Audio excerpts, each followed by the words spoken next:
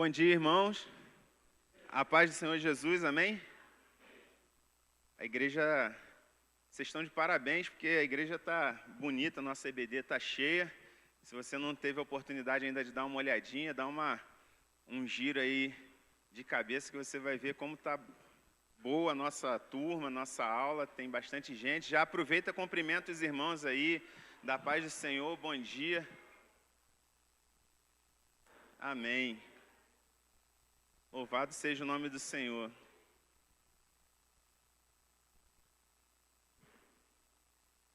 Quero... uma foto? A irmã Roseli falou que não era de Deus semana passada. Vou tirar uma foto aqui. A irmã pediu para tirar uma foto.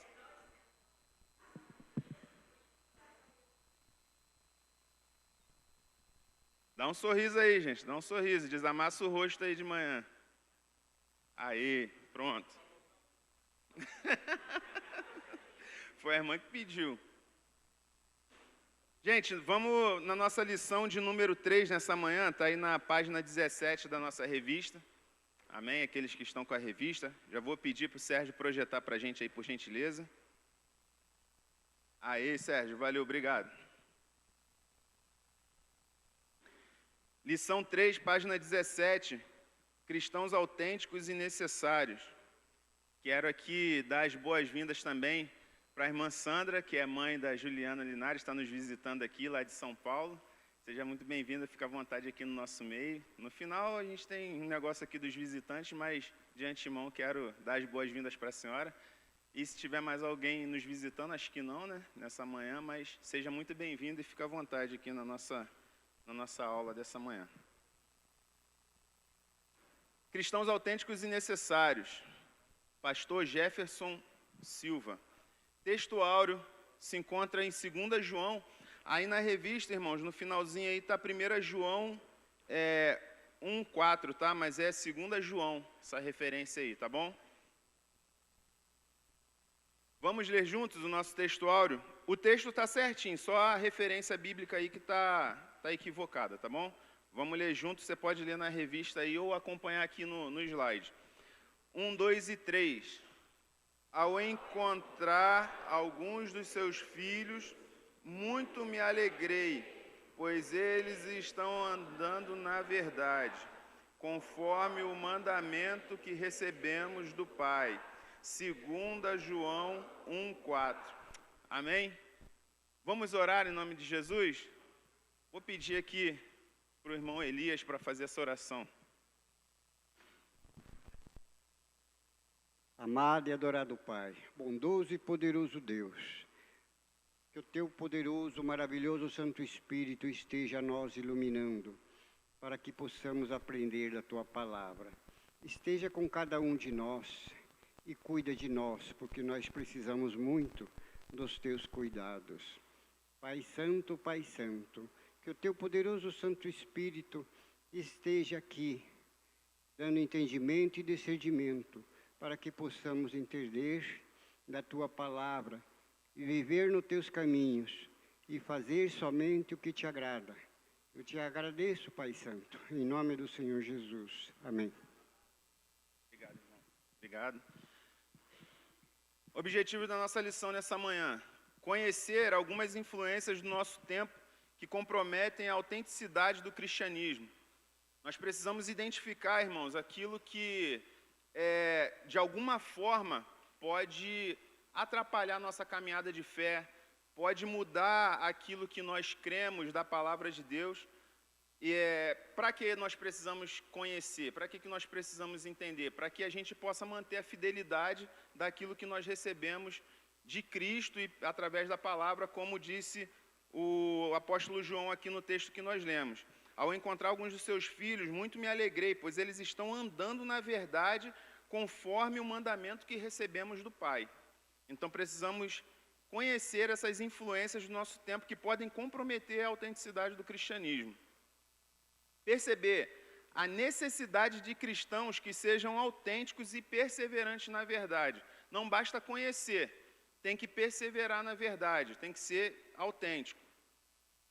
E é preciso nos posicionarmos com criticidade, não criticismo. Qual a diferença de criticidade para criticismo? Criticismo é aquele cara que critica tudo e todos e qualquer situação. Criticidade não, criticidade é aquele que escolhe, que entende, que discerne cada coisa e faz as melhores escolhas, tá bom? Então precisamos nos posicionar com criticidade e discernimento para não abandonarmos a fé genuína. Muitos irmãos têm abandonado a fé sem perceber, achando que estão caminhando na verdade, que estão caminhando na fé genuína, mas já estão muito distantes da verdade do Evangelho. Mas isso não é de uma vez. Eu sempre falo, e isso é uma verdade, e aconteceu também na minha vida, quando a gente vê alguém desviado, ninguém desvia da noite para o dia. O cara estava vindo um bom crente aqui hoje, todos os dias e tal, orando, lendo a Bíblia, se consagrando, aí ele acorda um dia, não vou mais para a igreja não. Ninguém desvia de uma hora para outra.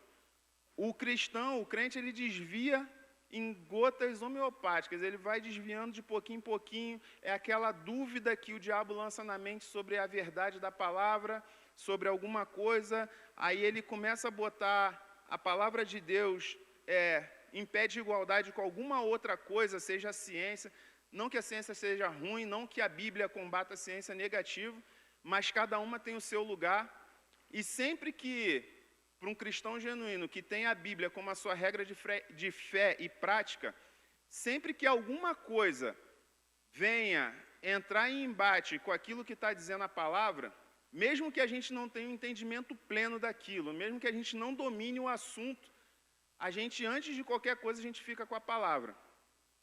Tá? A gente fica com a palavra. Por via das dúvidas, eu fico com o que é seguro, e a nossa segurança é a palavra, a nossa rocha fiel que é Cristo. Então, quando alguma coisa está na balança ali, e aí você precisa pender para algum lado, penda para o lado da palavra de Deus, que aí você não tem risco de errar, não tem risco de cair, e aí lá na frente aquilo vai se revelar para você que aquilo que estava na palavra é que era verdade. Tá? Então, aos pouquinhos a gente vai colocando em dúvida aquilo que está escrito na palavra, talvez não seja bem assim, talvez não talvez alguém que escreveu aqui está errado, talvez uma tradução está errada, talvez, e aí entra a dúvida no coração da pessoa. Foi assim desde o princípio com Eva. Deus falou, uma ordem muito simples e muito clara, de todas as árvores pode comer, só não dessa. Aí a serpente vem, mas não é bem assim que ele falou. Aí entrou a dúvida, entrou o pecado, tá bom?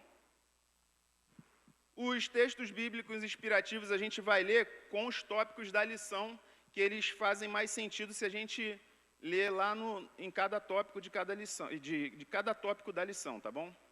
Então nós vamos pular essa parte. E aí eu pergunto para os irmãos, por acaso você tem tido a sensação de que o mundo está mais estranho do que nunca? Quem acha isso? Esse mundo está estranho, as coisas estão estranhas. Você se sente, às vezes, como um peixe fora d'água. Você anda no mundo e você fala, cara, isso aqui não é para mim. Ou os ambientes, ou os assuntos que se falam, ou as notícias que você vê na televisão, você fala, é sério mesmo que estão fazendo isso? Mês passado, retrasado, eu vi um negócio na internet, eu falei, cara, não é possível que tenha alguém que assista isso, e só eu que acho isso estranho. Tem uma tal de Live NPC. Os jovens conhecem aí, o Vitor conhece, acho que a Cris conhece. Irmãos, que coisa maluca. Live NPC. É basicamente o seguinte, negócio do TikTok lá, a pessoa se fantasia, ou mesmo sem fantasia, enfim, ela fica fazendo movimentos repetitivos, imitando voz de criança. Ai, uma rosa, ai, uma rosa, ai, uma rosa. E o nego fica mandando dinheiro para ela, com aquela idiotice, aí vai escrevendo ali alguma frase que ela tem que falar, ela fica repetindo aquela frase e a pessoa manda dinheiro. Eu falei, meu Deus do céu, não é possível, não é possível. Então, assim, nesses momentos, eu fico me achando, aí igual esse filme aqui, aquele filme Eu Sou a Lenda, que o mundo todo acabou, o cara era o último do mundo, e fica, caramba, estou sozinho aqui, só eu que penso desse jeito. Parece que todo mundo está indo na direção, mas ser cristão é isso mesmo. a gente está indo na contramão desse mundo. O mundo está indo para a perdição, a gente está indo no sentido contrário. Só que nós não precisamos, quem viu esse filme aqui sabe, ele achava que ele era o último ser humano do mundo, o resto tudo era zumbi, né? Aí depois ele encontra ainda alguns seres humanos, alguns sobreviventes, e a gente, como cristão, não precisa achar que nós somos esse cara aqui, o último ser humano da Terra. Tem muita gente que pensa igual a gente. Tem muita gente que também olha essas coisas desse mundo e acha estranho. Tem muita gente que não está concordando o rumo que esse mundo está tomando. Só que o problema é que muita gente não fala, muita gente não se posiciona, muita gente tem medo por causa da espiral de silêncio que é formada em volta, que se você falar todo mundo vai te apedrejar, você é o quadrado, você é o retrógrado, você é não sei o quê. Então, a gente fica cada um numa ilha e não fala. É igual no trabalho. Quando você trabalha com muita gente, aí você é cristão. No primeiro momento, às vezes, você não quer falar que você é cristão, você começa a trabalhar ali e tal, tá? Aí você pensa, só eu que sou crente aqui. Daqui a pouco você conhece um outro que também é cristão, é crente. Ah, não sei o quê, poxa, que legal, você é de qual igreja? Da Igreja Batista, mas tem um fulano também que é crente, tem outro, tem outro. Aí você vai ver, tem um monte de crente ali, ninguém se conhecia, ninguém se falava, ninguém sabia que o outro era crente, naquele mesmo ambiente de trabalho. Às vezes é isso que acontece. Mas o fato é que, realmente, o cristão no mundo, ele se sente assim, um peixe fora d'água. Porque o mundo está caminhando numa direção e a gente está indo na direção contrária. Olha só, por que a gente se sente estranho nesse mundo? Pai grávido. Como um homem pode dar à luz e uma mulher trans amamentar? Meu Deus. Outra notícia, não sei se vocês estão conseguindo ler aí. Ele se veste como cachorro e diz não ser humano. O que é um transespécie? Um cara, ele pensa que é um cachorro, o outro aqui também. Aí aqui, transespécie, eles dizem que são homens lagartos, reptilianos, sei lá o que eles dizem que são. Viciada em tatuagens, não conseguem trabalho e mostra seu rosto original. Aí ela tatua o rosto, é que ela arrumou um emprego, mas aí é porque não dão emprego, que é preconceito contra ela.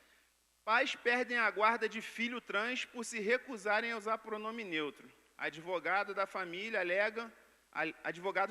alegam poder arbitrário e quase absoluto dos tribunais sobre o direito dos pais, porque eles são cristãos e se negam a chamar o filho por pronome neutro, lá nos Estados Unidos. Aí uma charge aqui, professora agredida a socos e tapas por aluno. O que está havendo nesse país? Coringa prendendo o Batman, o rato correndo atrás do gato, bandido prendendo a polícia.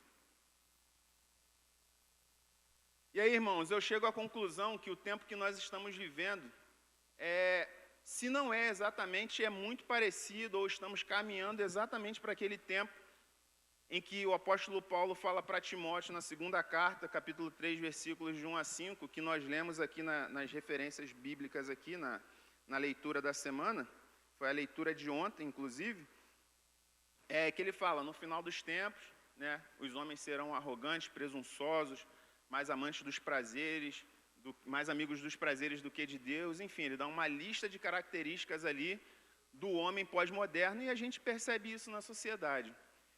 Ele se refere a esses dias como dias difíceis. E se os dias não são difíceis hoje, e a tendência é piorar, ou seja, se está difícil hoje, amanhã vai ser mais difícil ainda, não vai aliviar não. Tudo isso é fruto de influências filosóficas e ideológicas da pós-modernidade, por causa do pecado, é claro, mas influências ideológicas, filosóficas que vão entrando na sociedade, vão entrando nas nossas casas sem a gente perceber. Você quer ver uma coisa? Foi feita uma pesquisa, já tem um tempo já, e os irmãos sabem, principalmente os irmãos mais experientes, sabem que não pegava sinal de TV em tudo quanto é cidade do país até a década de 70, depois foi popularizando. E eles perceberam que conforme o sinal de uma determinada emissora aí que tem as novelas famosas, conforme chegava na cidade, ao longo de 10 anos o índice de divórcio aumentava muito naquele lugar onde chegava o sinal de TV. Por quê? Porque é só isso que passa nas novelas. Adultério, traição, divórcio, briga, porfia, família destruída, e as pessoas tendem a reproduzir um modelo porque aquilo está todo dia na nossa casa. Aquilo vai formatando o modo como você pensa, querendo ou não. E se nós estamos diante da palavra de Deus, é ela que vai moldar o nosso pensamento, nossa forma de viver, a nossa forma de ser. E a igreja tem sofrido pressões de todos os lados para moldar-se a padrões e conceitos que comprometem a autenticidade do cristianismo. Por quê? Porque o mundo jaz no maligno. Se o mundo jaz no maligno, ele vai usar o que ele tem nas mãos para corromper a igreja. E o que ele tem nas mãos é todo o aparato, todo o sistema desse mundo. Amém? Vamos fazer a nossa oração da campanha Lucas 10:2, onde diz que nós devemos clamar ao Senhor da seara para que envie mais trabalhadores, porque a seara é grande e poucos são os ceifeiros. Amém? Vitor, faz essa oração em nome de Jesus. Senhor Deus e Pai, graças nós te damos, Senhor, pois reconhecemos o teu amor, Paizinho querido, e o teu sacrifício naquela cruz. E diante de ti agora, Paizinho querido, estamos aqui, Senhor, rogando, pedindo, clamando que o Senhor esteja nesse momento, Paizinho querido, enviando mais, Paizinho querido, trabalhadores para a tua seara. Em nome de Jesus, levanta, Paizinho querido, obreiros, levanta, Paizinho querido, líderes, levanta pessoas, Paizinho querido, com o coração disposto, Pai, a pregar o teu evangelho, a anunciar, Senhor, as boas novas, Paizinho querido. Os tempos são difíceis, os campos estão brancos, Paizinho querido, e por isso eu te peço em nome de Jesus, levanta, Paizinho querido, aqui no meio, Paizinho querido, da nossa igreja também, Pai, lideranças, levanta, Paizinho querido, professores, pastores, evangelistas, levanta, Paizinho querido, profetas no meio dessa nação, Paizinho querido, para que a tua palavra seja pregada, para que em nome de Jesus, Paizinho querido, mais vidas possam ser alcançadas, para que em nome de Jesus, Paizinho querido, nós possamos terminar, Senhor, o anúncio das boas novas, para que a tua vinda seja apressada. É em nome de Jesus que eu oro e agradeço, Pai. Amém.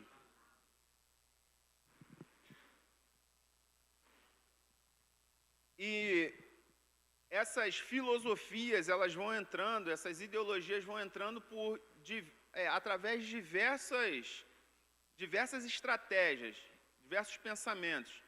Então, um deles é o liberalismo teológico. O que é o liberalismo teológico? É uma forma de interpretação, é uma linha teológica que submete a palavra de Deus à ciência secular e à razão humana. Ela diz que a palavra de Deus está subordinada ao homem, é o homem que está no centro, é o homem que domina, ele eleva o homem ao patamar de dizer o que é certo ou não dentro da palavra.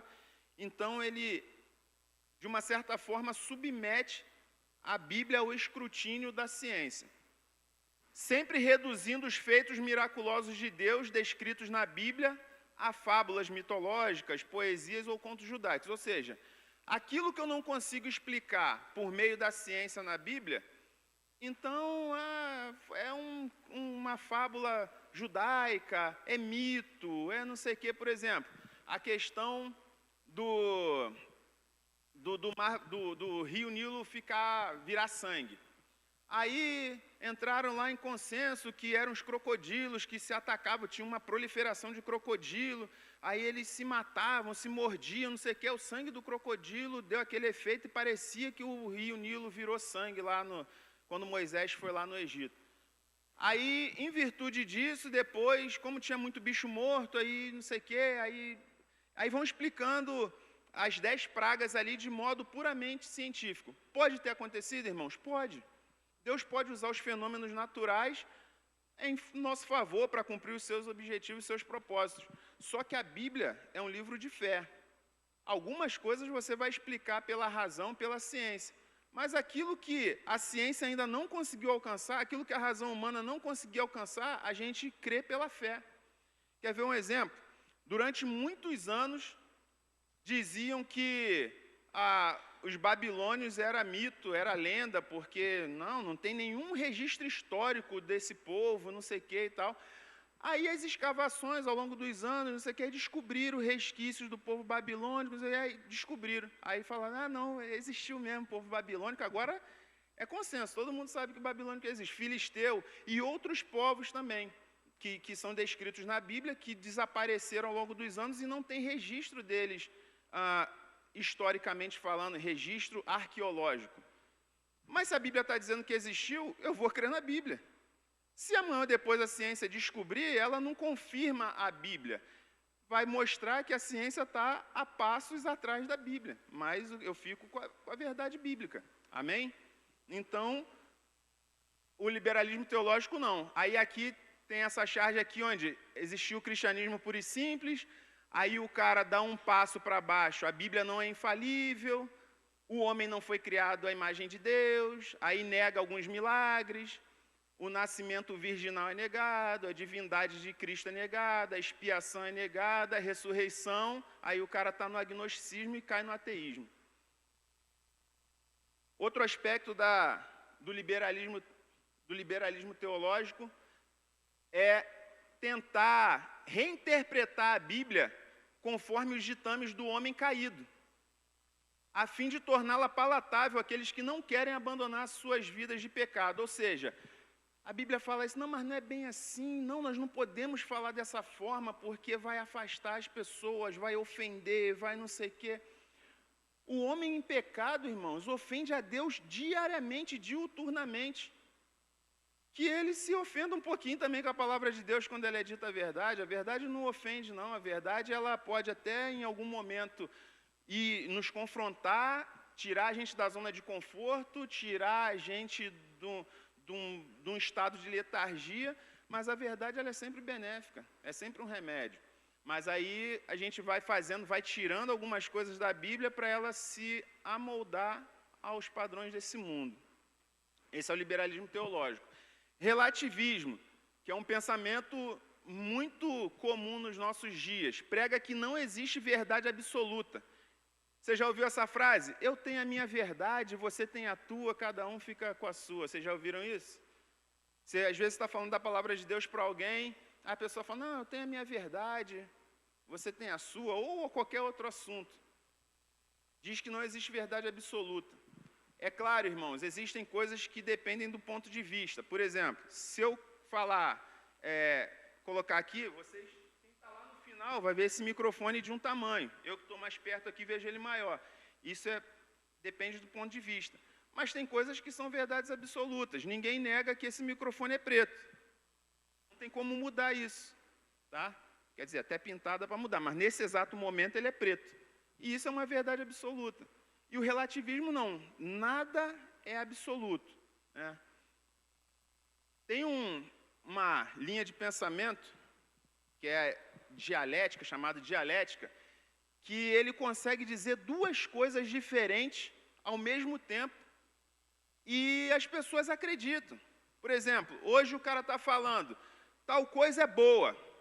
Aí, dependendo da vontade dele, dependendo daquilo que ele está defendendo, dependendo do interesse dele, amanhã ele pode dizer que a mesma coisa é ruim. E ninguém contesta. Ninguém fala assim, pô, esse cara está sendo, ou ele é bipolar, ou ele é hipócrita, ou ele é mau caráter. Então, isso veio ali a partir do início do século XIX. É claro que isso já existe desde a antiguidade, tá, irmãos? O que representa esse pensamento é essa língua bipartida aqui. Eu até estava falando com a Josi. Qual animal mais famoso que tem a língua bipartida é a serpente. E isso vem desde do Éden, né? A serpente lá enganou Eva com um pensamento duplo. Não é bem isso que Deus falou. Ele falou que você poderia comer, mas é que ele sabe que se comer, você vai ser igual a ele. Não, Deus tinha falado que se comesse do fruto proibido, o homem ia morrer. Não falou que ia ser igual a Deus, o homem iria morrer. Mas a serpente convenceu Eva de que era diferente, de que ela ia ser igual a Deus. Né? E convenceu a Adão também. Então esse é o relativismo. Você tem a sua verdade, eu tenho a minha, independente do que a gente está vendo, independente do que de fato é, não. Você acredita nisso, eu acredito naquilo, e não tem verdade absoluta. E isso vai corrompendo o cristianismo. Sincretismo religioso. O que é o sincretismo religioso? A adoção de conceitos, práticas ou elementos de religiões distintas, ou seja, pensamentos de outras religiões, práticas de outras religiões, elementos de culto de outras religiões, E muitas delas, ou todas elas, são contrárias à doutrina bíblica. Mas aí as igrejas, o cristianismo vai adotando aquilo porque parece bom para o homem, porque é agradável ao homem, ou com o interesse de atrair mais gente. Ah, cara, se eu botar aqui sei lá, um negócio aqui, um alguidar, ou se eu colocar aqui uma menorá do judaísmo, vai parecer que a gente é mais santo do que os outros, então vai trazer mais gente. Aí o cara vai e bota lá a menorá do judaísmo. Se eu colocar o kippah na cabeça lá, ou botar aquele manto lá, que eu não sei qual é o nome. Oi? Dalit? Se eu colocar aquele negócio lá, o pessoal vai falar, olha, esse cara entende de judaísmo, então vai atrair mais gente. É por isso que tem sincretismo. Mas a gente está vendo aqui, tudo bem que é uma apresentação, tá, irmãos? Provavelmente isso aqui não era um culto, eu achei a foto interessante. Tem aqui um cara vestido de sacerdote lá, de levita, né, do templo. Tem uma réplica da Arca da Aliança. E aqui o pessoal de religiões de matriz africana assistindo e tal, e ele explicando. Mas aqui é um culto. Aqui, ó, uma réplica da Arca da Aliança, a cópia aqui do candelabro. E para quê? Para dar um aspecto de que é mais crente do que os demais. Aqui um sal grosso, umas pétalas de rosa misturado, e a gente vê aí essas loucuras por aí. Eu ia colocar um vídeo aqui de uns cultos que tem por aí, as pessoas tudo de branco, girando e tal, mas além de ficar mais extenso, também talvez expusesse alguém e não é o nosso interesse. Pois não?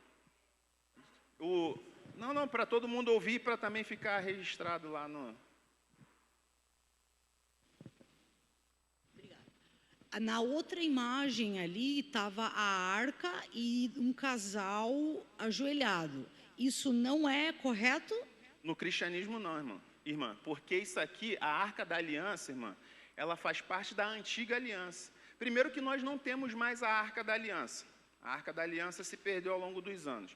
Se fosse interesse de Deus que nós cultuássemos alguma coisa relacionada à Arca da Aliança, Ele teria mantido ela até os dias de hoje. E a Bíblia diz que hoje a nossa aliança é pelo sangue do Filho, não é mais pela antiga aliança. Isso aqui é tudo elemento da antiga aliança. Isso aqui é elemento do judaísmo. Nós não somos judeus, nós somos cristãos. Mas eu frequentei 10 anos a Quadrangular em Curitiba e no final do ano existe um culto profético onde eles colocam, que nem a gente coloca os pedidos de oração ali na caixinha, aqui na nossa igreja, lá eles também colocam o projeto no ano e no final do ano é queimado dentro da arca. Então, a gente sabe que tem isso daí e necessariamente a gente não está aqui para julgar as ações, né, deles e tal. Se for bem explicado o objetivo e ele falar assim, olha, isso aqui não é a réplica da Arca da Aliança, nós queríamos fazer um cofre, uma caixinha de oração e achamos interessante fazer nesse formato aqui, mas ela não tem poder místico nenhum, ela não tem poder nenhum, nós não devemos reverenciar a Arca da Aliança, não sei o que, está bem explicado para aquela comunidade ali, mas a gente sabe que na maioria das vezes não é assim que funciona. Geralmente a pessoa coloca ali como um objeto, uma pedra de toque, é uma coisa a ser reverenciada. Olha, está aqui a presença de Deus, a Arca da Aliança, porque no Antigo Testamento, no tabernáculo e no templo, a Arca da Aliança representava a presença de Deus, mas hoje a presença de Deus ela é nas nossas vidas por meio do Espírito, tá? Jesus Cristo veio para isso. Quando nós fazemos isso, quando nós dizemos que Deus só está presente aqui dentro da igreja, ou só quando a Arca da Aliança chega, ou vamos tocar o shofar, que a presença de Deus vai vir, a gente está desmerecendo, está reduzindo o sacrifício de Jesus na cruz a isso. Aquilo lá era sombra, mas Jesus é a revelação plena. A irmã Sandra pediu a palavra ali antes. Tá bom, irmã? Não sei se ficou claro, tá? Eu estava vendo uns estudos, estudando a Bíblia, né? E eu estou lendo ali a Bíblia, peguei essa parte de Moisés. E é interessante que Deus sempre colocou que a imagem, por exemplo, essa arca, ela não era, o povo não chegava nela. Então, quando Cristo vem, realmente é tirado porque é uma tendência a você ser humano, pela deformação do pecado, você se apegar ao material. Como você disse, nós vivemos pela fé. E, às vezes, a gente negligencia a fé porque a gente tem essa necessidade do material, como o povo teve a necessidade quando Moisés saiu, tal, faz-nos um bezerro de ouro. Exatamente. E se a gente for olhar, eles falavam no bezerro pensando em Deus, mas Deus não quer nenhuma imagem dele. Ele quer realmente essa ligação espiritual.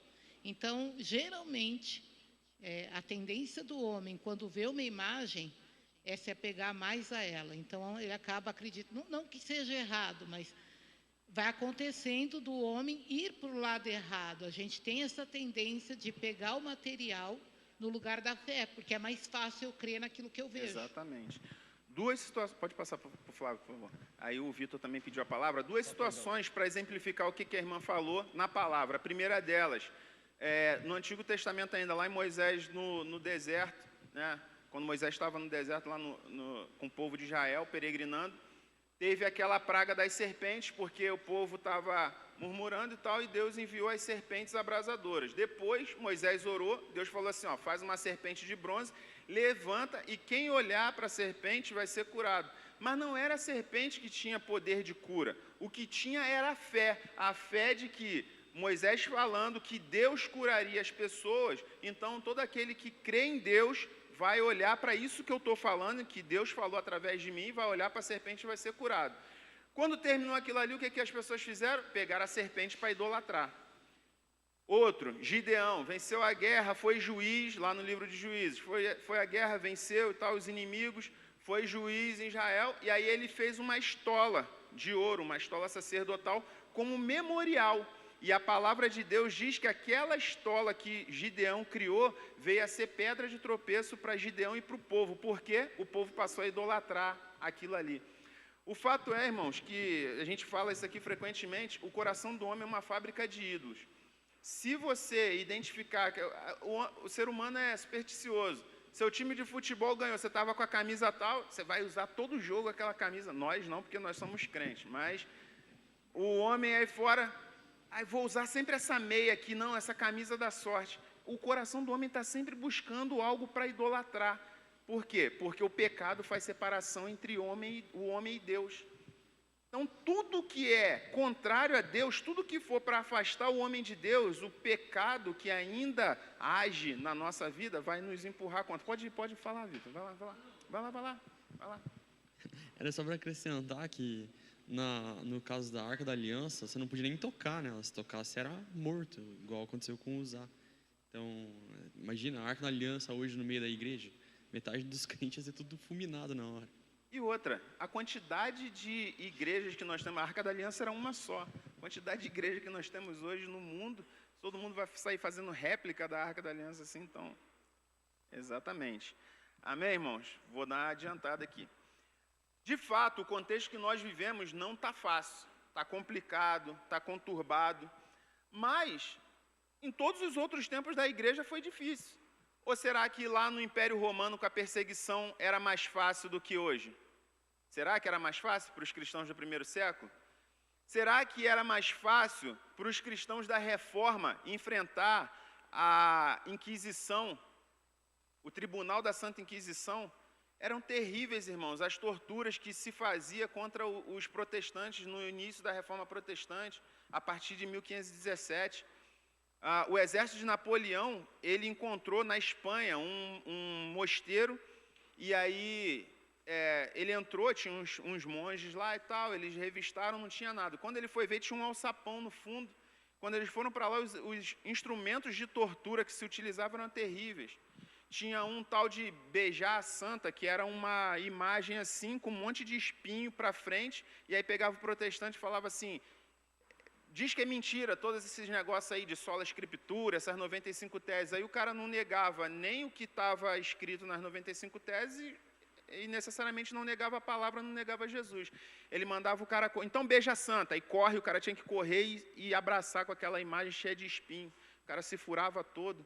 Era terrível. Então, Para eles não foi fácil e para a gente também não é. Mas o que é necessário? A atuação de cristãos autênticos, que sejam testemunhas fiéis de Cristo e que andem na verdade conforme as Escrituras. É isso que é necessário, que a gente não negue a nossa fé, que a gente seja cristão autêntico com postura nas Escrituras. E quais as características de um cristão autêntico? Nós vamos ver aqui nos tópicos da lição. A primeira delas é compromisso com as Escrituras. Eu vou pedir para algum irmão ou alguma irmã abrir em 1 Coríntios 15 e ler para a gente do 1 ao 4, por gentileza. Quem encontrar pode levantar a mão aí que o Flávio vai alcançar o microfone. 1 Coríntios 15, do 1 ao 4.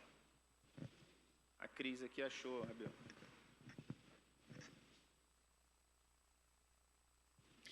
Agora, irmãos, quero lembrá-los das boas novas que lhes anunciei anteriormente. Vocês as receberam e nelas permaneceram firmes. São essas boas novas que os que salvam, se continuarem a crer na mensagem, como lhes anunciei. Do contrário, sua fé é inútil. Eu lhes transmiti o que era mais importante e o que também foi me transmitido. Cristo morreu por nossos pecados, como dizem as Escrituras. Ele foi sepultado e ressuscitou no terceiro dia, como dizem as Escrituras. Pode ler o 5 também, por favor. Apareceu a Pedro e mais tarde aos 12. Amém. Então, contra o liberalismo teológico que nega o nascimento de Cristo, o nascimento virginal, a encarnação, a morte na cruz e a ressurreição, o apóstolo Paulo está falando aqui, que por meio deste evangelho vocês são salvos. É por meio deste evangelho, não de outro, nem de mudança nele. Desde que se apeguem firmemente à palavra que eu preguei a vocês. Caso contrário, vocês estão crendo em vão. Se não crer da forma como a gente conhece na palavra de Deus, como Paulo estava falando aos Coríntios, se não crer daquela forma ali, está crendo em vão. E qual é a forma que ele pregou? Cristo morreu pelos nossos pecados, segundo as Escrituras. Foi sepultado e ressuscitou ao terceiro dia, conforme as Escrituras. E apareceu a Pedro e aos 12.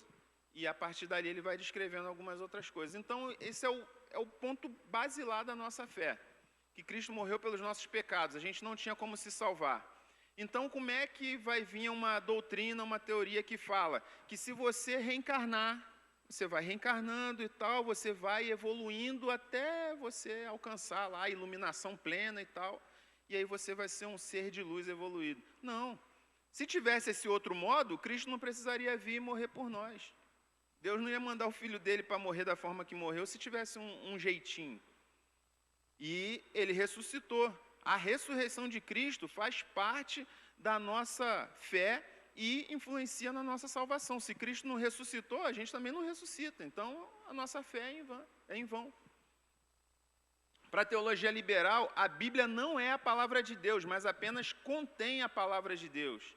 Eles dizem isso. Não, a Bíblia não é a palavra de Deus, ela contém. Aí, com isso, aquilo que não interessa, eles tiram e ficam só com aquilo que interessa. E aí dá uma série de heresias por aí. Por exemplo, a teologia que diz que, por exemplo, teologia da libertação nos católicos e teologia da missão integral para a gente, que diz que a nossa prática de fé se resume a fazer ação social. Se a gente não fizer ação social, a gente está perdido e tal. E não é bem por aí. Ação social são ações secundárias que nós fazemos. A nossa base, o principal, é pregar o evangelho a toda criatura. Então, a partir daí, o homem vai ser transformado, o mundo vai ser transformado, e não transformar o mundo a partir da ação social. Tá? Então, a partir dessa teologia liberal que diz que a Bíblia só contém a palavra de Deus, nascem N heresias. Para eles, os textos bíblicos se submetem ao crivo do tempo, fazendo ou não sentido nos dias atuais. Por exemplo, tal coisa era só para aquela época, tal coisa não funciona hoje. Eu estava vendo um debate entre uma mulher que é pastora de uma igreja supostamente inclusiva com um irmão batista. E ela falando que os textos lá do Antigo Testamento que falava que o homem não pode se deitar com outro homem, não sei o que, porque era uma coisa social daquela época, mas que hoje, no Novo Testamento, você não vê menção nenhuma a isso. Aí o cara falou, mas o que eu faço com Romanos 1 e tal? Eu falou, não, mas ali era um outro contexto. Aí começa a contextualizar, não, ali era um outro contexto, não, isso era para só tal povo, isso é... Aí vai fatiando a palavra de Deus. Segundo eles, se um texto não se encaixar no contexto social daquele tempo, então precisa ser reinterpretado. Mas isso contraria completamente o que está em 2 Pedro 1,20. E aí eu já vou pedir para alguém abrir 2 Pedro 1,20. E aí eles dizem, não, se não se encaixar no nosso tempo, ele tem que ser reinterpretado. Vocês ouviram alguém falar em reescrever a Bíblia, ou reinterpretar a Bíblia? Tem escutado sobre isso? O irmão José Carlos. Beleza. 2 Pedro 1,20. Sabendo, primeiramente, isto, que nenhuma profecia da Escritura provém de particular elucidação. Em outras versões diz que nenhuma profecia da Escritura provém de interpretação pessoal. A Bíblia não é aquilo que eu interpreto para mim, irmãos. Ela é aquilo que Deus quis falar com a humanidade, não é de interpretação pessoal. Porque senão eu vou pegar um texto para mim, eu vou usar ele de um jeito, você vai usar ele de outro, e vira uma torre de Babel de interpretação. Por isso que existe a hermenêutica, por isso que existe a exegese, para tentar descobrir o que Deus estava querendo falar exatamente naquele texto ali, e para todos os tempos, porque Deus é atemporal, Ele não está preso só no nosso tempo ou só no tempo passado, Ele é o Deus de toda a história da humanidade. Amém? Para ser um cristão autêntico, a Bíblia tem que ser verdade absoluta em todos os aspectos da sua vida. Ela é a nossa regra de fé e prática. Não dá para ser um crente só na igreja. Ah, não, porque aqui eu uso assim, mas lá no meu trabalho eu tenho que dar o jeitinho, irmão. Lá no meu trabalho eu tenho que fraudar a nota. Lá no meu trabalho eu tenho que dar meus pulos, porque senão... Não, irmão. A Bíblia é regra de fé e prática em todo o tempo. Não, lá, para poder vender, eu tenho que mentir para o cliente. Para poder fazer tal coisa, eu tenho que... Não dá. A Bíblia é regra de fé e prática em todo o tempo. Ainda que nós venhamos a falhar, né, se nós viermos a errar em algum ponto da palavra de Deus, aí diz que Jesus é fiel e justo para nos perdoar os pecados. Mas a gente não pode adaptar a Bíblia ao nosso querer, à nossa vontade. A irmã Rosalice pediu a palavra. Aqui, Rabel. Irmã Rosalice aqui. Obrigada, irmãos. Meus irmãos, o que mais me impressiona é que o Evangelho é tão simples, não é? Porque quando nós nos convertemos, nascemos de novo, nós não temos nada disso. Então, quando nós pregamos o Evangelho, é o que está aqui escrito, a palavra de Deus é a verdade. Quando você abre a Bíblia, é a boca de Deus falando. Tudo isso aí é heresia, né? Eu já viajei quase todos esses estados do Brasil, igrejas. Uma certa feita, eu fui em uma igreja, convidado para uma igreja, e chegou uma pessoa e falou, olha, nós vamos distribuir nesse saquinho aqui um shampoo para vocês levarem para casa, para não mais sentir dor de cabeça. Eu fico impressionada. Igrejas que eu tinha um pastor que ele falava, Rosalice, pelo amor de Deus, não vá mais pregar nessas igrejas. Então, a palavra de Deus é tão simples que quando a gente recebe, nasce de novo, então a gente se torna uma nova criatura, um novo nascimento. O que é isso? Uma experiência que você tem com Deus. Estas coisas são criadas pelo homem para trazer pessoas, e não se ouve o Evangelho dentro das igrejas. Teve um fato também que eu fui numa igreja e o pastor me convidou para dar um testemunho sobre missões, e antes disso, tinha uma pessoa dizendo, olha, hoje nós vamos entregar a chave do seu apartamento que você vai... É impressionante como o homem cria, não é? Então, nós que somos crentes, nascidos de novo, não podemos nem pensar numa coisa dessa. O Evangelho de Jesus é muito simples, é muito fácil. É nascimento, é regeneração. Você tem que nascer de novo, regenerado. Amém, querido? E aí, quando você nasce de novo, você tem a mente de Cristo, e aí você não cai mais nesses engodos de Satanás.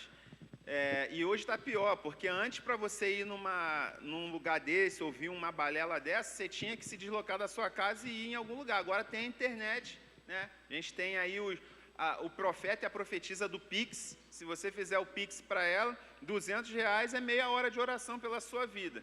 R$500 é 1 hora. Então, assim, você faz o Pix. E tem gente que manda, gente, pelo amor de Deus. Irmãos, eu penso assim, isso acontece porque no terreno fértil da ignorância. Porque o que acontece hoje, as igrejas, a maioria das igrejas hoje, elas não têm mais o ensino da palavra, como nós temos o privilégio de ter na Escola Bíblica Dominical. Eu já passei por ministérios que teve, né, já teve rosa ungida, de levar a rosa ungida para casa, de tocar chofar, esse negócio do judaísmo, tudo isso aqui eu já passei, né, já tive essas fases na vida. Né, graças a Deus, que hoje eu posso ter entendimento, eu olho para trás, meu Deus, como eu pude aceitar nisso aí. Então, hoje o que falta é ensino da palavra, a verdadeira palavra, o ensino da palavra. Hoje eles têm abolido isso, e as pessoas caem nessas práticas porque falta entendimento, e eles não leem a palavra. Hoje o crente não lê, a maioria dos crentes não lê a palavra, não estuda a palavra. Oséias já estava lá descrito, né? Meu povo está sendo destruído porque Exatamente. falta entendimento. Mas sabe o que me chama a atenção, irmão Zé Carlos, presbítero Zé Carlos? É que o liberalismo teológico, ele nasce justamente de pessoas profundamente conhecedoras da palavra, e que é um risco também. Não conhecer a palavra, né? O risco não é conhecer a palavra, o risco é a soberba do cara achar que vai descobrir algo além da simplicidade de Cristo. O cara não aceita. Aceitar Jesus, entregar minha vida, confessar os pecados, viver a vida comum da igreja? Não, deve ter mais alguma coisa. Aí o cara fica nessa de querer inventar. Aí, não, vamos trazer a ciência para poder explicar. Por quê? Eu estudei com um camarada muito inteligente, e ele tinha um filho que estava fazendo faculdade, e aí cada um dizendo o propósito pelo qual estava no seminário teológico. Ele falou, não, eu quero aqui aprender mais para poder falar para o meu filho do Evangelho, porque ele está na faculdade de geografia e estão trazendo muita coisa de ciência, ele não está conseguindo debater, ele já está debandando para lá, eu quero aprender mais para poder... Aí eu falei, mas meu irmão, isso daí é a simplicidade do Evangelho, é a palavra, tudo bem, querer a sede de conhecer mais, beleza, mas a gente não pode encerrar nisso, né? A gente não pode... E o que acontece muitas vezes... A nossa fé não está baseada no que você vai saber de profundo, mas sim, conhecer a Cristo. Conhecer e prosseguir em conhecer. A própria palavra de Deus nos adverte, né, que o que passar disso seja anátema. Então, muitas vezes, a pessoa fala, não, o meu ministério é diferente, porque ele crê, ele inventou algo para se destacar, para se diferenciar. Então, o que acontece muito isso daí. Né? Exatamente. Amém. Vamos caminhar mais um pouquinho. O cristão autêntico será sempre reconhecido pelo apego às verdades da Escritura e seus pensamentos e atos sempre alinhados com a palavra de Deus. Ele permanecerá firmado na verdade do Evangelho, independentemente de qualquer outra fonte. E aí, irmãos, eu fico com a frase de John Wesley, que ele fala assim, que na verdade na frase não era dele, as pessoas falavam que ele era o homem de um livro só, era a Bíblia. Apesar de John Wesley ser um extremamente sábio, conhecedor de várias outras coisas, mas as pessoas identificavam ele por conhecer muito a Bíblia, por ser um homem apegado na Bíblia, né? Esses dias, não sei quem foi que falou, não me lembro, numa pregação, falou que antigamente os crentes eram chamados de os Bíblias, né? Por aí, ó, o Bíblia, vai o Bíblia, não sei o que. E o Flávio, que é novo convertido, falou, mesmo, antigamente a gente era conhecido como Bíblia. Eu falei, antigamente o crente era conhecido como Bíblia. Por quê? Porque realmente era a Bíblia. A Bíblia é a regra de fé e prática do crente. E aí o cara fala, não está aqui na Bíblia, não, então contraria a minha Bíblia, contraria a minha palavra. Tinha aquele apego à palavra. E a gente está perdendo isso e a gente não pode perder, irmãos. Tá bom? O que significa ter compromisso com a palavra de Deus? Você tem conseguido identificar os falsos ensinamentos presentes nos nossos dias? É fácil, irmão, identificar um falso ensinamento, uma coisa sutil, uma coisa grotesca é fácil. Você entra numa igreja, igual eu falei, tinha um culto, estava todo mundo de branco, os homens estavam com um vestido branco, aí rodava, e só rodava, e barulho de atabaque, tu entra e fala assim, cara, isso aqui é qualquer coisa menos igreja. Esse que é grotesco é fácil. Agora, aquele que é sutil, será que é muito fácil? Será que é fácil identificar? E como é que a gente faz para poder... Qual é a vacina contra isso? Qual é a vacina contra a heresia? Conhecer a palavra.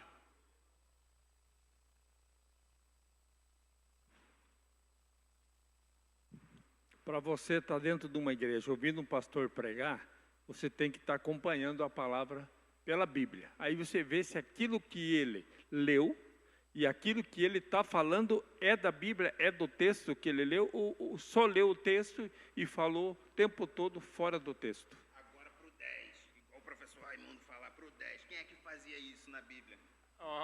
Os irmãos lá de Tiberias. Quase, Bereia. 9,5. Conhecer a palavra, né? Sim. Principalmente. Isso. Só fez igual aquele personagem da escolinha mesmo. Quando era pro 10, é tchu. Mas foi bom, obrigado, irmão. Outra coisa, nós vimos aqui, era a questão do liberalismo teológico, tá? Segundo ponto, para vencer o relativismo. Ali está meio ruim para enxergar. 1 João 5,20, por gentileza. Alguém abra. 1 João 5,20. O relativismo, irmãos, ele diz que cada um tem o direito de acreditar em sua própria verdade. Ora, se cada um tem sua própria verdade, cada um é um Deus, sim ou não? Porque quem é a verdade? Não é Cristo? E Cristo não é Deus? A verdade é Cristo, eu sou o caminho, a verdade e a vida, não foi isso que ele falou? E a verdade é Deus, e Cristo é Deus. Então, se alguém diz que cada um tem a sua própria verdade, cada um é seu próprio Deus. 1 João 5,20.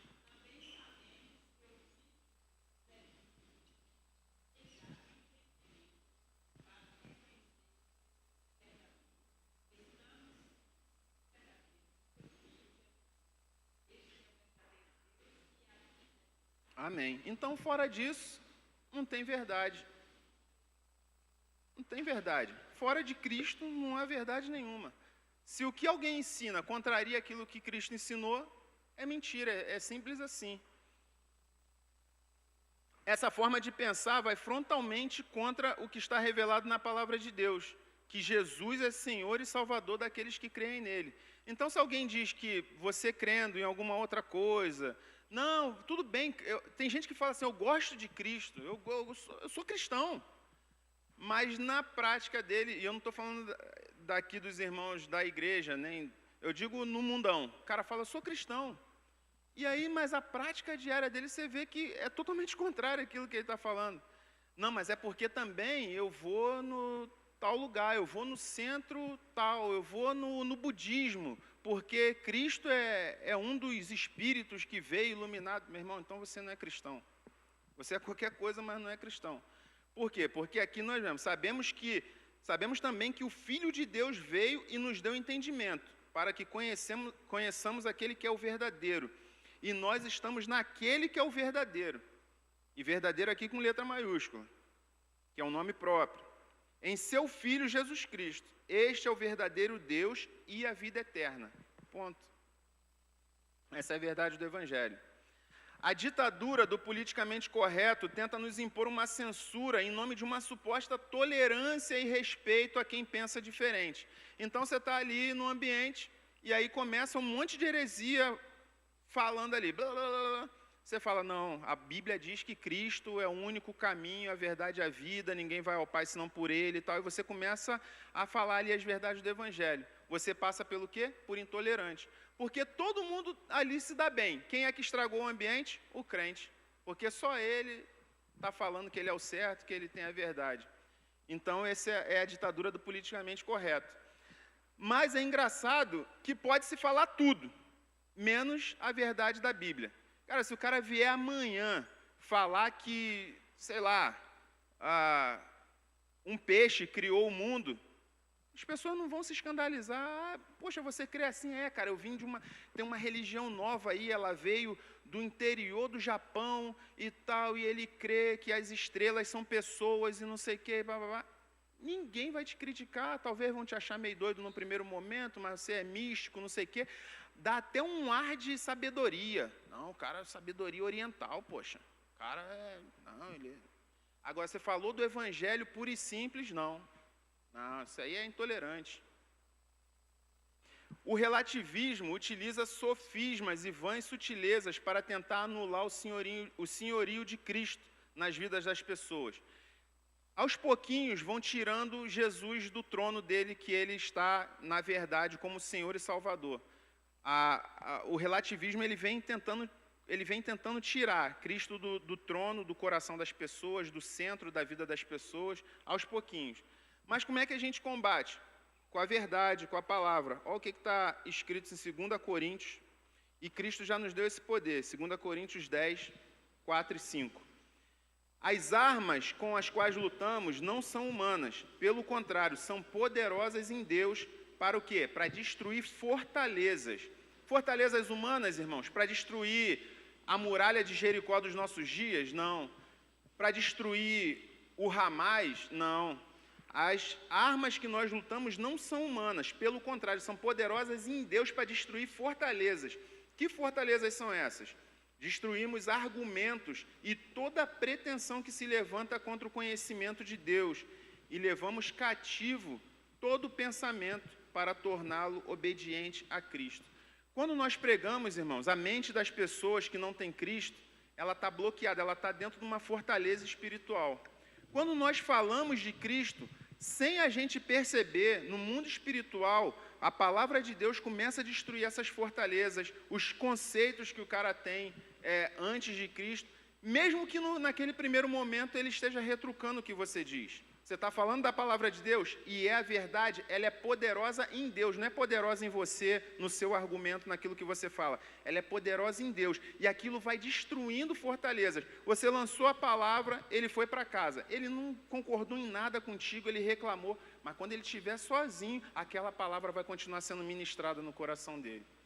O Espírito Santo continua ministrando no coração dele. Colocou em xeque as bases daquela fortaleza espiritual que ele tinha na mente. E quem faz a obra na mente e no coração dele é o Espírito Santo. Mas se nós estivermos firmados na verdade, se nós concordarmos com ele, aquela fortaleza se mantém na mente dele. Mas se você se posiciona e fala, não, a palavra de Deus diz isso, eu creio na palavra, mas a escolha é sua, irmão. E não é isso que Jesus falou quando mandou os 70 para as cidades? Falou assim, ó, vai lá e prega. Se não receberem, vocês batem a sandália e saem. Porque a nossa missão, irmãos, às vezes a gente quer de todo jeito socar na cabeça das pessoas. Não, a nossa missão é pregar o Evangelho, é só anunciar, é falar. Quem dá o crescimento é Deus, não somos nós. Quem destrói as fortalezas é Deus, não somos nós. Amém? Vamos caminhar. E conhecereis a verdade, e a verdade vos libertará. Tá? Quem liberta não é o Amarildo, não é o pregador, não é o teólogo, quem liberta é a verdade. O cristão autêntico não negocia a verdade das Escrituras e não se dobra ao relativismo do pensamento pós-moderno. Ele reconhece que Jesus é exatamente quem a Bíblia diz que ele é. Ele é Senhor, Salvador, é o Filho de Deus, é aquele que veio e ressuscitou ao terceiro dia, e se submete inteiramente a Cristo como Senhor. É isso. O que as pessoas estão dizendo a respeito de Cristo? Como Cristo perguntou para os apóstolos, o que estão dizendo sobre mim? Ah, um monte de coisa. E vós, o que dizeis quem eu sou? Tu és o Cristo, Filho do Deus vivo. É isso que precisa saber. Comunhão com os que andam na verdade. 2 João 1, 4, depois pula do 9 ao 11. Por gentileza, alguém que encontrar. 2 João 1, 4 e depois do 9 ao 11. Um dos maiores desafios da igreja, irmãos, nos últimos dias é manter a pureza da sã doutrina. Como nós estamos falando aqui desde o começo. É manter a pureza, porque todo dia, irmãos, todos os dias, o diabo vai tentar implementar novidades no nosso meio. Todos os dias, Satanás vai tentar colocar doses de heresia no nosso meio, trazer novidades. Não, porque isso agora é bom, isso agora vamos fazer assim. E aquilo vai contaminando a pureza da sã doutrina, todos os dias. E esse é o maior desafio da igreja, é a gente manter puro num tempo de tanta impureza. Por gentileza, irmã Marilza, 2 João 1:4 e depois 9 a 11. Fiquei sobremodo alegre em ter encontrado dentre os teus filhos os que andam na verdade, de acordo com o mandamento que recebemos da parte do Pai. De 9 a 11. Todo aquele que ultrapassa a doutrina de Cristo e nela não permanece, não tem Deus. Só um minutinho, desculpa. Todo aquele que ultrapassa a doutrina de Cristo e nela não permanece, não tem o quê? Deus. Amém. Pode O caminhar. que permanece na doutrina, esse tem tanto o Pai como o Filho. Se alguém vem ter convosco e não traz esta doutrina, não o recebais em casa, nem lhes deis boas-vindas. Porquanto aquele que lhe dá boas-vindas faz-se cúmplice das suas obras más. Nossa, esse João tão radical, nossa, a geração mimimi, lendo o que João estava falando. Se os crentes lá daquele tempo fossem da geração de... Nossa, que intolerante, nem receber, nem pode dar, nem cumprimentar. É forte, irmãos, o evangelho é forte. A Bíblia diz que Deus não nos deu um espírito de covardia, mas de ousadia. É forte, né? O negócio é forte, irmãos. Há muitas coisas infiltradas no meio evangélico, muita mistura de crença a fim de acomodar todas as pessoas. Precisamos tomar cuidado com o que a Bíblia chama de doutrina de Balaão. Qual era a doutrina de Balaão, irmãos? Lá em Números. O que Balaão fez? Foi contratado para amaldiçoar o povo. Não pôde amaldiçoar o povo. O que ele falou para o Balaque? O rei Balaque falou, olha, eu não posso amaldiçoar o povo que Deus abençoou. Mas você pode infiltrar umas mulheres para casar com eles, fazer casamento misturado. Aos poucos eles vão abandonar o Deus deles e vão se dobrar aos ídolos e automaticamente o próprio Deus deles é que vai castigar eles. Não precisa eu amaldiçoar. Essa é a doutrina de Balaão. O diabo, ele perseguiu a igreja. Aqui, irmãos, estou terminando aqui, presta atenção aqui um pouquinho, por gentileza. O diabo, ele tentou destruir a igreja com perseguição, matando e tal. Só que o sangue dos profetas era o fermento que fazia a massa crescer. O sangue dos apóstolos do primeiro século, o sangue derramado, os mártires, era o fermento que fazia a massa crescer. O diabo falou, matando, perseguindo, não dá jeito, esse povo só cresce. Vamos infiltrar. E ele foi se infiltrando na igreja. A igreja entrou do 4º século até o século XVI, no tempo das trevas. E a partir do século XVI, Deus foi trazendo novamente a sua igreja pura, tentando trazer a pureza da igreja novamente, com a reforma protestante. A importância da comunhão com os que andam na verdade. Hebreus 10, 25 diz, não deixemos de congregar, como é costume de alguns, mas para nós estarmos juntos sempre, tá? Em comunhão. E de evitarmos os que pervertem a verdade do Evangelho. Esse texto que a irmã Marilza leu, e esses textos aqui que estão descritos aqui, 1 João 1, botei 0 ali, não existe 1 João 0 não, deve ser 1:10. E 1 Coríntios 5:11, ele não está falando para a gente deixar de falar com as pessoas do mundo, não. Ele está falando de crente para crente, ou de crente para suposto crente. Esse daí de não receber em casa, aquele que traz outra doutrina, não sei o quê, ele está falando de pessoas que tentam perverter a doutrina do Evangelho. Tá bom? Porque no mundo, a gente tem que falar para o mundo, a gente tem que se relacionar com as pessoas para poder pregar o Evangelho para elas, senão a gente vai ficar enclausurado aqui e elas vão se perdendo lá. Mas ele está falando aqui de pessoas que se dizem cristãs, tá bom? Diferença entre unidade e ecumenismo. Unidade é estarmos unidos na mesma fé. Ecumenismo é tentar abraçar todo mundo, cada um com fé diferente, e botar na mesma panela só para agradar, só para juntar. Isso daí não é bíblico, não. O crescimento do fenômeno dos desigrejados, que é diferente de um apóstata, tá? Desigrejados são as pessoas que se reúnem nas casas e tal. Não são pessoas que estão necessariamente contra o Evangelho, mas é um fenômeno que a gente tem que trabalhar nos nossos dias. Estão errados, tá? Quero deixar bem claro aqui.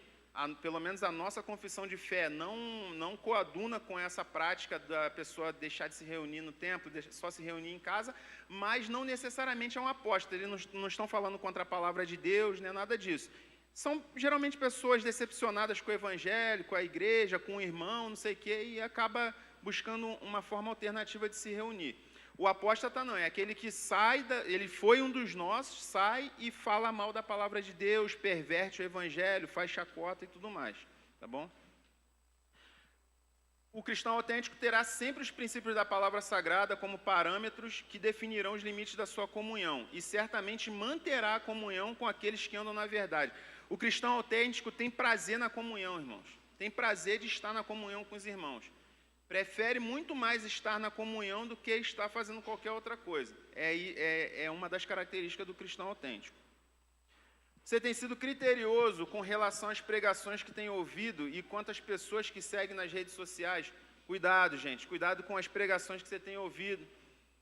Muita gente está formatando a sua forma de pensar e aquilo que você crê para além daquilo que você tem aprendido a partir desse púlpito aqui dessa igreja, que é uma pregação bíblica, séria, comprometida com o evangelho. Cuidado com esses pregadores de internet. Você não conhece a vida do cara, você não conhece de onde ele veio, você não conhece nem de verdade o que ele crê, tá bom? Não estou dizendo que todo mundo que está na internet é mau caráter, mas tem muito pilantra por aí. É possível manter a comunhão com tudo e com todos? A gente já está estourado no horário, mas nem sempre, tá? A Bíblia diz, se possível, tenha paz com todos, mas é o se possível. Tá bom? Mas a gente tem que se esforçar para isso. Num tempo tão conturbado e complexo, cheio de enganos e cilada, os cristãos autênticos e necessários são aqueles que se posicionam de maneira comprometida com a palavra de Deus, anunciando a Cristo como Senhor e Salvador e perseverando na comunhão do corpo. É anunciar a Cristo e perseverar na comunhão.